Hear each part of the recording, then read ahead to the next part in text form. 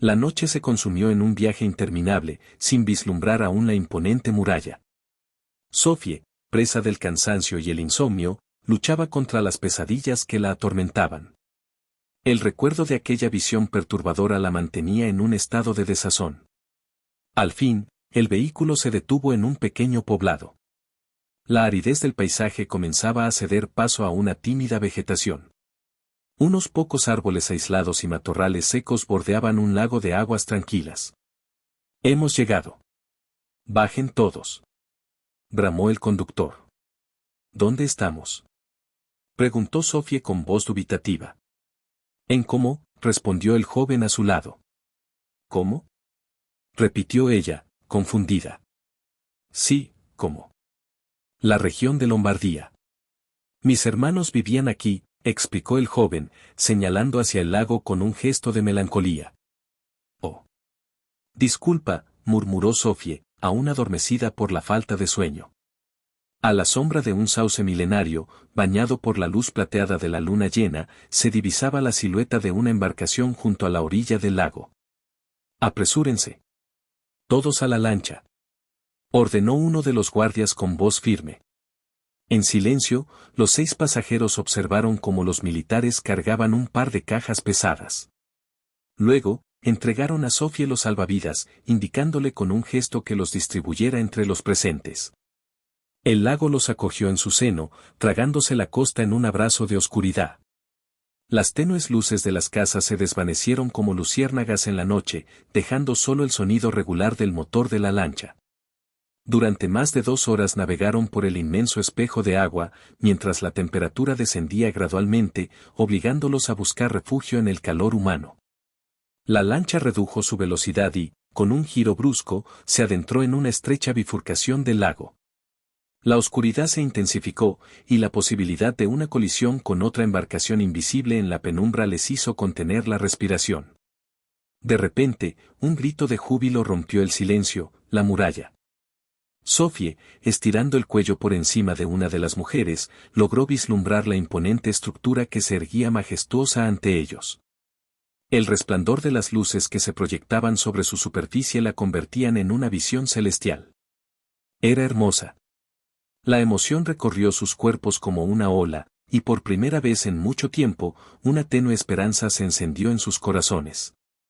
Se aproximaron a gran velocidad hasta que la embarcación, sin advertencia alguna, se detuvo abruptamente, balanceándose suavemente sobre las olas de una noche apacible. Los militares, erguidos y alertas, fijaron sus miradas en un punto invisible en la negrura, como si aguardaran con tensa expectativa la aparición de algo o alguien. Sophie, contagiada por la misma inquietud, dirigió una mirada furtiva hacia el joven que se encontraba a su lado. Sus ojos se encontraron en un silencioso intercambio, creando una pregunta tácita que flotaba en el aire: ¿qué estaban esperando? De pronto, a lo lejos y desde una posición elevada, 3 destellos de un reflector iluminaron la zona, luego repitió el patrón, siempre siendo el segundo destello más breve. Sin duda, se trataba de un código. En ese instante, la lancha aceleró tan bruscamente que lanzó a todos contra los duros respaldos. De no ser por los salvavidas, más de uno habría quedado con un moratón en la espalda.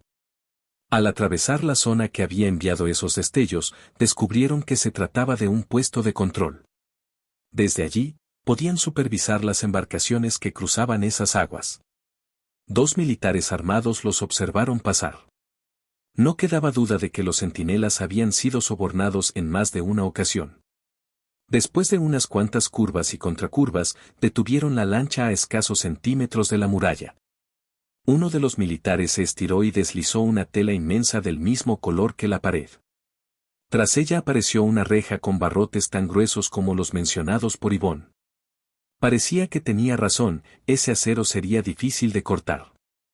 Sin embargo, para los militares no representó problema alguno, ya que, al tirar de una palanca, la reja comenzó a descender, sostenida por unos pistones para evitar que se precipitara al agua debido a su peso. Avanzaron lentamente bajo la muralla, impulsados por la corriente del agua. El motor apagado permitía escuchar el eco generado por el flujo de aire al rozar la pared. El túnel tenía aproximadamente 20 metros de longitud, lo que indicaba que la muralla debía ser extremadamente ancha. Al final del conducto, otra reja similar a la de entrada descendió, sumergiéndose bajo el agua y permitiéndole salir del oscuro y deslumbrante entorno. En ese instante, Sofía contempló un mundo totalmente distinto, edificios visibles desde la distancia, que ni siquiera la curvatura de la tierra podría ocultar. Y la luz que se reflejaba. Cada estructura tenía más partes iluminadas que sombrías. «Dios mío», exclamó Sofía, su expresión despertando la curiosidad de los demás. «Es hermoso», comentó una de las jóvenes. «Increíble», susurró el joven, con asombro evidente. Verdes prados crecían entre las casas, hojas se balanceaban en los árboles y los jardines exhibían una variedad de flores impresionante. Sí, flores. Sofía apenas las había visto en antiguos pósteres o en murales pintados hace años por algún artista callejero. Todos quedaron maravillados, excepto los militares, quienes estaban acostumbrados a ese paisaje. «Todos abajo. Hasta aquí llegamos», interrumpió uno de los que lideraban el viaje. «Pero, ¿a dónde nos dirigimos?», preguntó una de las pasajeras. El militar que había viajado de acompañante señaló una casa oscura y más desaliñada que las aledañas. «Esperen allí y vendrán por ustedes. Ni se les ocurra asomar la nariz hasta que llegue el escolta. Desde aquí irán directamente hacia Ciudad Capital». «Disculpe, señor», Sofía dudó de cómo llamarlo. «Yo regresaré en unos días». Ambos soldados se miraron incrédulos y uno de ellos le dijo: «Estaremos de vuelta aquí en 15 días con otro grupo. Pero como puede ver, una vez que se entra en este mundo, no se regresa. Le aseguro que no la veremos por aquí». «¿Y por qué ustedes no se quedan?». «Si este lugar es tan maravilloso», indagó Sofía. Y sintió la mirada penetrante del militar. «Buena suerte, joven», respondió el uniformado. Esa sensación quedaría grabada en la memoria de Sofía. Dio media vuelta y se dirigió al refugio, mientras los militares observaban con sorpresa cómo sus mechones rubios flotaban tras ella como hojas acariciadas por la brisa. Luego, el capitán arrancó la lancha y se alejaron de allí rápidamente, como lo haría un delfín asustado.